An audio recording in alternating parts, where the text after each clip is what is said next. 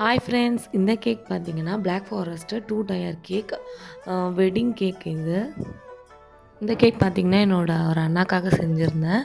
அவங்க என்னோட childhood friend, நெய்பராக இருந்தாங்க.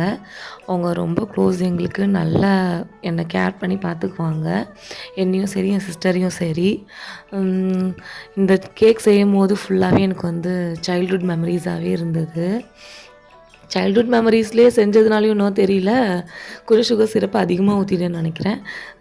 1 டயரில் இருக்கும்போது தெரியல, 2 டயர் ஃபிக்ஸ் பண்ண உடனே பார்த்திங்கன்னா ஆட்டோமேட்டிக்காக அது கீழ் டயர்லேருந்து தண்ணி வர ஆரம்பிச்சிருச்சு. சிரப் வந்துகிட்டே இருந்தது. நானும் 4 to 6 டிஷ்யூஸ் கிட்டே யூஸ் பண்ணேன். அதுக்கப்புறம் தான் அட்லாஸ்ட் அது கண்ட்ரோல் ஆச்சு. அது இந்த கேக் வந்து ஆர்டர்லாம் இல்லை, நான் அண்ணாக்காக வந்து செஞ்சு எடுத்துகிட்டு போயிருந்தேன். இதை பார்த்ததும் அண்ணா ரொம்ப ஹாப்பி ஆகிட்டாங்க. அவங்க கேக்கை கட் பண்ண வரும்போதே ரொம்ப லேட் ஆகிடுச்சு. அவங்க ஸ்டேஜ் வரவே ரொம்ப லேட் ஆகிடுச்சு. ஒரு 11 கிட்ட தான் நாங்கள் அந்த கேக்லாம் கட் பண்ணிட்டு வீட்டுக்கே வந்தோம். இந்த பாயை ஒட்டும் போது தான் நான் பார்த்துருந்தேன். நான் கொஞ்சம் ஹைட்டாக ஒட்டிட்டேன். ஃபஸ்ட்டு பாயை ஒட்டணுன்னு எனக்கு தெரியல. இதான் ஃபஸ்ட் டைம் இந்த ஃபாண்டன் கட்டர் யூஸ் பண்ணி ட்ரை பண்ணியிருந்தேன். நவுத்தலான்னு பார்த்தா அது வந்து எப்படியும் கிளம்ஸி ஆகிடும்னு சொல்லிட்டு நான் விட்டுட்டேன். இந்த கேக்கை நாங்கள் 7 எடுத்துகிட்டு போயிருந்தோம். அவங்க கேக் கட் பண்ணும்போது எப்படின்னு 10:30 அபோவ் தான் இருக்கும்.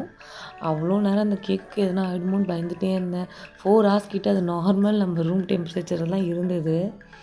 ஓகே ஃப்ரெண்ட்ஸ், நீங்களும் வந்து கேக் ஆர்டர் பண்ண நினச்சிங்கன்னா கீழே கொடுத்துருக்க நம்பருக்கு கால் பண்ணுங்கள். பாய்.